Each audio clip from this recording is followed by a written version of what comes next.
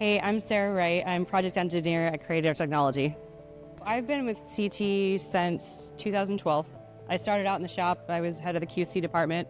And then as I started to develop more of my skills, I then got to be a technician on site. And then the pandemic hit, and then we switched over to a lot of the remote work. And then that's when I got involved with Marty's team in the cloud department and doing all those shows. And then as shows started going back to more normalcy, then that's when we started to take on and introduce the SMPTE 2110 workflow.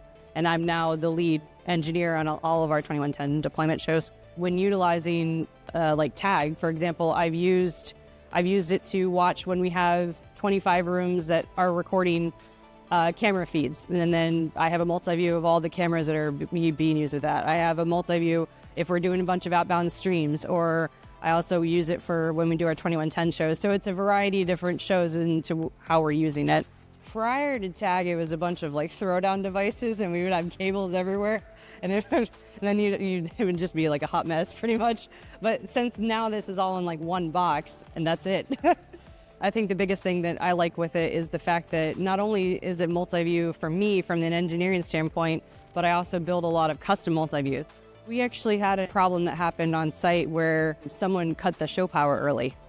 And how we have our systems designed, everything still flowed. We were still monitoring the B side of it, but the A side was completely down. They didn't see that on the final end product. We knew it was wrong. We were running around trying to fix things, but no one noticed in that moment that, hey, we were actually missing a full leg of power for 5 minutes.